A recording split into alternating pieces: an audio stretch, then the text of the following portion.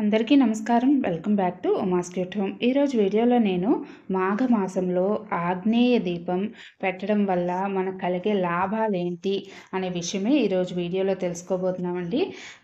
మనం వీడియోలోకి వెళ్ళబోయే ముందు మొదటిసారి ఎవరైతే మన ఛానల్ చూస్తున్నారో దయచేసి సబ్స్క్రైబ్ చేసుకోండి. అలాగే పక్కనున్న బెల్ ఐకాన్ కూడా యాక్టివేట్ చేసుకుంటే నేను అప్లోడ్ చేసిన వెంటనే మీకు నోటిఫికేషన్ వస్తుంది. ఈ వీడియోలో మీకు పూర్తి విషయాలు అనేవి మీతో షేర్ చేస్తాను. సరే, లేట్ చేయకుండా వీడియోలోకి వెళ్ళిపోదాం. అసలు ఆగ్నేయ దీపం ఎక్కడ పెట్టాలి అని చెప్పి చాలామందికి సందేహం అండి. మనకి ఆగ్నేయ దిశకి ముందు అధిపతి అగ్ని భగవానుడు. ఆ ఆగ్నేయ దిశకి ఆధిపత్యం వహించేవాడు నవగ్రహాల్లో ఒకరైన శుక్రుడు అన్నమాట. మనం ఆగ్నేయ దీపం పెట్టడం వల్ల స్త్రీల అనారోగ్య సమస్యలు తొలగిపోతాయండి. అలాగే ఇంట్లో డబ్బులు నిలవడం లేదు, వృధా ఖర్చులు ఎక్కువైపోతున్నాయి అన్నవారు కూడా ఆగ్నేయ దీపం తప్పకుండా పెట్టుకోవాలి. శుక్రుడి యొక్క అనుగ్రహం ఉంటే విలాసవంతమైన జీవితం అనేది మనకి లభిస్తుంది. బిచ్చగాడు కూడా కోటీశ్వరుడు అయిపోయే అద్భుత యోగాన్ని ప్రసాదించేవాడే శుక్రుడు అన్నమాట. అయితే ఈ శుక్ర భగవాన్కి మనం ఆగ్నేయ దీపం తప్పకుండా పెట్టాలి. ముఖ్యంగా మాఘమాసంలో. మాఘమాసం అనగానే మనకి సూర్య భగవానుడు గుర్తుకొస్తాడు. సూర్య భగవానుడు అంటే ఎవరండి? మనకి ప్రత్యక్ష దైవం. ఆ ప్రత్యక్ష దైవాన్ని పూజించడం వల్ల మనకి ఐశ్వర్యంతో పాటు ఐశ్వర్యానికి మించింది ఏంటి? ఆరోగ్యం. ఈ రోజుల్లో ఆరోగ్యం ఉంటే మనకు అన్నీ కూడా బాగున్నట్టే అనిపిస్తూ ఉంటుంది. అయితే ఈ ఆగ్నేయ దీపాన్ని ముందుగా మనం సిద్ధం చేసుకోవాల్సింది, నేను ఇక్కడ కొంచెం పసుపు వేసుకొని అందులో కొంచెం గంధం, అష్టగంధం కూడా వేసుకుంటున్నానండి.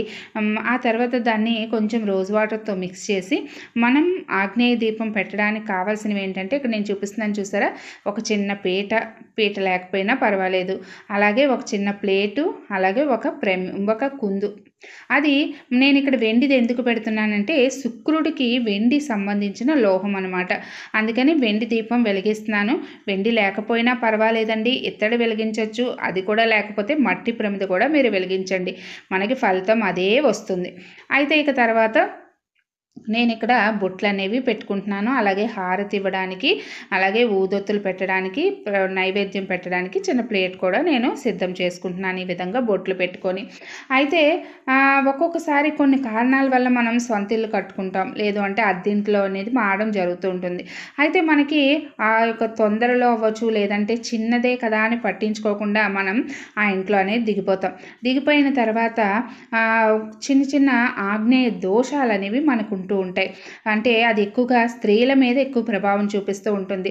అంటే వాళ్ళకి అనారోగ్య సమస్యలు రావడం, అలాగే ఇంట్లో వృధా ఖర్చులు ఎక్కువైపోవడం, ముఖ్యంగా ఆడపడుచు ఉంటారు కదా, వాళ్ళ అత్తారింట్లో సమస్యలు ఎదుర్కోవడం, ఇంటికి వచ్చిన కోడలు సరిగ్గా ఉండకపోవడం, ఇలాంటి సమస్యలు అనేవి మనకి తలెత్తుతూ ఉంటాయి. అందుకనే మనం ప్రతిరోజు ఆగ్నేయ దీపం వెలిగిస్తే చాలా చాలా మంచిది. ముఖ్యంగా మాఘమాసంలో అది కుదరకపోతే కనీసం వారానికి ఒకసారైనా మనం ఆగ్నేయ దీపం అంటే శుక్రవారం ఆగ్నేయ దీపం వెలిగిస్తే చాలా మంచిది. అయితే ఇక్కడ ఆగ్నేయ దీపం వెలిగించేటప్పుడు మనం నాన్ వెజ్ తినొచ్చా అని చెప్పి చాలామందికి సందేహం వస్తుందండి. ఆగ్నేయ దీపం వెలిగించేటప్పుడు మనం మార్నింగ్ వెలిగిస్తాం కాబట్టి తీసి అది శుభ్రం చేసి నాన్ వెజ్ వండుకోవచ్చు. అలాగే నాన్ వెజ్ తిన్న తర్వాత ఆగ్నేయ దీపం వెలిగించకూడదు, ముందు వెలిగించవచ్చు. నాన్ వెజిటేరియన్స్ కూడా ఆగ్నేయ దీపం వెలిగించవచ్చండి.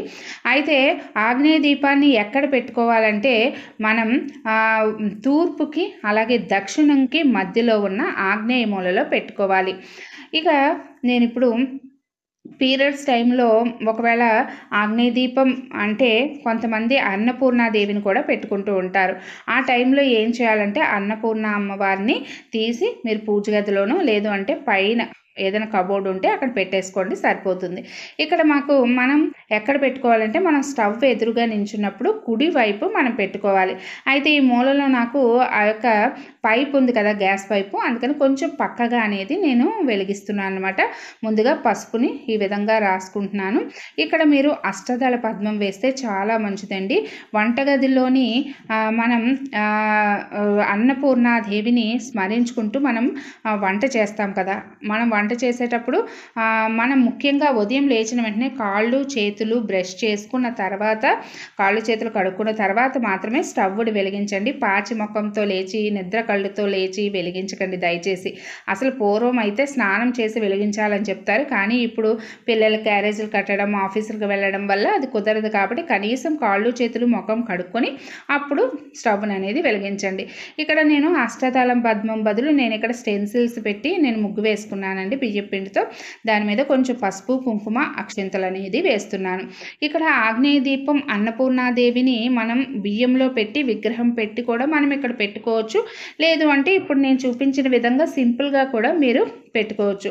నేను ఇందాక చూపించాను కదా స్టవ్ దగ్గర నేను 3 బొట్లు అయితే పెట్టాను వెనకన. దాన్నే మీరు అన్నపూర్ణాదేవిగా భావించి మీరు పూజ చేసుకోవచ్చు. అయితే ఇక్కడ మనం ఆగ్నేయ దీపం వెలిగించేటప్పుడు మన దీప జ్యోతి తూర్పును కానీ ఉత్తరం చూస్తున్నట్టు వెలిగించాలి. ఇక ఈ విధంగా ఉన్న ఆత్మదీపాన్ని వెలిగించామంటే మనకి దిశలతో సంబంధం లేదండి. మనం ఇలా పెట్టామంటే పైకి ఆత్మ రూపంలో వెలుగుతూ ఉంటుంది కాబట్టి మనకి దిశలతో సంబంధం లేదు. అందుకని నేను ఈ దీపాన్ని అయితే పెట్టాను. నిత్యాన్నదాని అయిన ఆ ఆది భిక్షువు పట్ల అపర దయామయి అయిన ఆ అన్నపూర్ణాదేవి అభయహస్తంతో మరియు అమృత పాయసాన్ని పట్టుకొని అమ్మ అని నూరారా ఆర్తితో పిలిచిన వారి పట్ల ఆకలిని తీర్చడంతో పాటు జ్ఞానాన్ని ప్రసాదించిన ఆ తల్లి అనుగ్రహం అందరి మీద ఉండాలి అని కోరుకుంటూ మనం ఆగ్నేయ దీపం వెలిగించాలి. ఇక తర్వాత దీపం వెలిగించిన తర్వాత కొన్ని అక్షింతలు వేసి ఆ దీపజ్యోతికి నమస్కారం చేసుకోవడం చాలా మంచిదండి. ఇక మనం తర్వాత ధూపం అనేది 2 అగరబత్తులతో చూపించి నమస్కారం చేసుకోండి. ఆ తర్వాత నైవేద్యం కింద మీకు పాలు కానీ పళ్ళు కానీ ఏమైనా పెట్టచ్చు. లేదు ఇక్కడ నేను పటికి బెల్లం పెడుతున్నాను. శుక్రుడికి తెలుపు రంగు అంటే చాలా ఇష్టం అండి. అందుకని తెలుపు రంగులో ఉండే పటిక బెల్లాన్ని పెట్టాను. మీరు పాయసం లేదంటే కాచి చల్లార్చిన పాలలో కొంచెం తేనె కలిపి అది కూడా మీరు నైవేద్యంగా సమర్పించవచ్చు. ఇక తర్వాత నేను శుక్రుడికి సంబంధించిన అష్టోత్తరం తెలిస్తే చదువుకోండి. లేదు అంటే అన్నపూర్ణాదేవి అష్టోత్తరం కానీ అష్టకం కానీ మనం చదువుకుంటూ కొన్ని అక్షింతలతో పూజ చేసుకోండి. పూజ చేసుకున్న తర్వాత మనం కర్పూర నీరాజనం అనేది చూపించాలి. అయితే ఇది ఎప్పుడు వెలిగించాలని చాలామందికి సందేహం వస్తుంది. ఇది తెల్లవారుజామున మ్యాక్సిమం 7 గంటల లోపల దీపాన్ని వెలిగించేయండి. ఆ తర్వాత దీప జ్యోతి ఆ రోజంతా వెలిగేలా చూసుకోండి మంచిది. లేదు అంటే అది 1 గంట సేపు వెలిగి కొండెక్కిపోతే మళ్ళీ సాయంత్రం మళ్ళీ దీపాన్ని వెలిగించి నమస్కారం చేసుకోండి. సంధ్యా సమయంలో ఇలా ఆగ్నేయ దీపం లేదు అంటే ఉదయం బ్రహ్మముహూర్త సమయంలో వెలిగిస్తే చాలా మంచిదండి. ఇక తర్వాత కర్పూర నీరాజనం పెట్టి తర్వాత నేను సాంబ్రాణి ధూపం అనేది వేస్తున్నాను. ఈ విధమైన వాటిలో మనం ధూపం పెట్టడం వల్ల అది ఈవెన్గా స్ప్రెడ్ అవుతుందని ఈ విధంగా అయితే నేను పెట్టానండి.